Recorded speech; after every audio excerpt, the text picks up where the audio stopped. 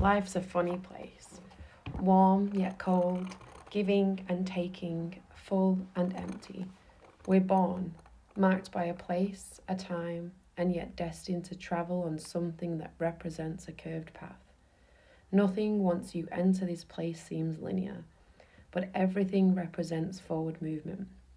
Even in these still moments where I feel like nothing changes, my lungs rise and fall, my heart beats, and I have to accept I am part of the rhythm of the world, destined to shape it, but flow with it, destined to be a part of something far grander than I. As much as I can call back people and places of the past, familiar smiles, as much as I can bend time to remain staring into someone's eyes, I also have to understand they are places I cannot stay. My heart's been heavy, full, said goodbyes I've never wanted to, but been marked with some pretty surprising hellos. Hellos that have granted me the opportunity to explore myself in a light and joyful way, and goodbyes that have granted me the opportunity to explore in pain and isolation, to question why God's, the Maker's hand, can destroy, rebuild, and reclaim. It's funny that all questions seem to reside in a coin, good and bad, both faces different but yet belong together.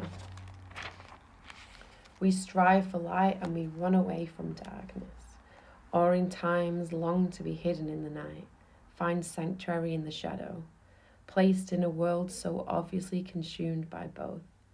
Yet, in either, we can find ourselves lost in separation. Chasing the overriding joy of happiness, we are left feeling separate when we return home to an empty house, unwhole, without a world of mirrors to fulfill us. In dark, in places we enter, where we feel sadness, unworthy again, we are left with the question, why do I feel so separate from this place? To accept the journey seems the hardest thing to do. To be powerful yet soft, kind yet protective.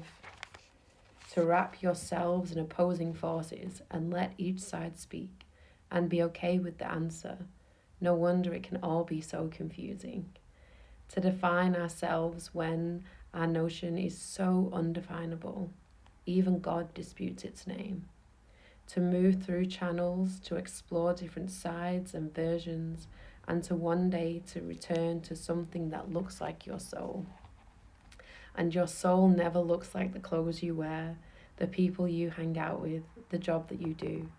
Your soul looks like the small web you leave in every room, the smiles and easy moments where you didn't express at all.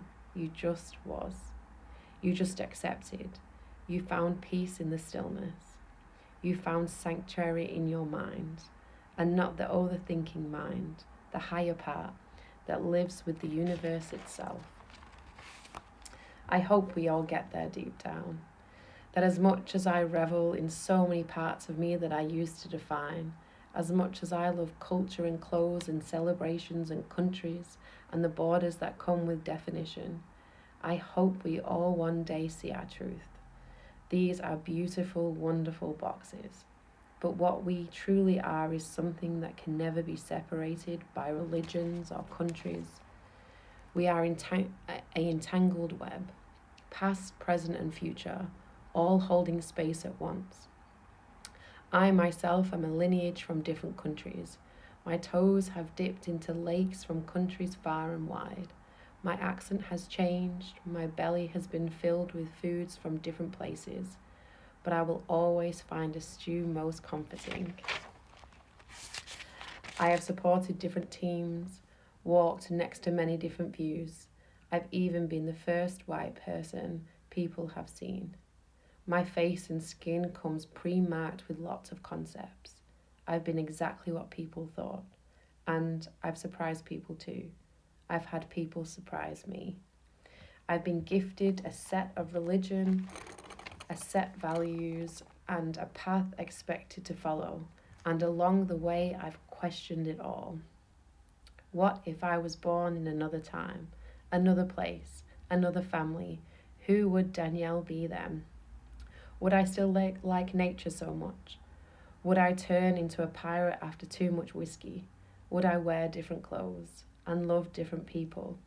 Or is part of me destined to remain never changed? How wild is it? This all began because two people looked at each other and consumed love with their bodies. They reproduced. This all began because one group of people declared home and another were destined to wander, to find a place with different fruits, different weather, different harshness. This all began because one person told a story of heaven and another person told it differently. How magical is that? And it continued. It evolved and changed because one person found sanctuary in their tribe and another wanted to change it, make it more like them. One person followed by another, and now I'm no longer hunting. I'm no longer wearing sealskin or a corset. I'm sat in a hoodie inside a home, following the rules of a country. But if I get on a plane and travel, I find myself with a new set of laws that I must adapt and change to, or pack a bag and wander to the next place. At heart, we're still all wanderers until we find a place that fits and say yes. Yes, God, I'll grow some roots here. I'll have some wide branches, and with some luck, I'll grow fruit. And pray those seeds to find their place, but only through exploration and adapting, for changing and being at peace with who they are. I myself have found it funny how I can feel so lost in society and yet so at home in a crowd. Declare I'm an individual, but love nothing more than a collective gathering of people with underlying similarities. That I can overcome a desire to define myself, because it feels much purer to be at one with those around me, not wanting to be taller or more unique. I find I question myself. I want to change so many parts when I am confronted with a mirror of another person. I love a debate. I found myself tackling grand questions in politics, and I've wanted people to think like me. I've agreed and disagreed to society. I've made life rough and I've made life easy. But before I go to bed at night, I always remember, thank God the differences pushed me, irritated me, moved me, and thank God because ultimately deep down, under my home and my name and my skin, we are all one. This separation from this place, from you, was always an illusion. I pray this is a lesson I never stop learning, that I get to see the whole world. I get to be blessed with stories and cultures and customs and places. I get to be molded and shaped and changed.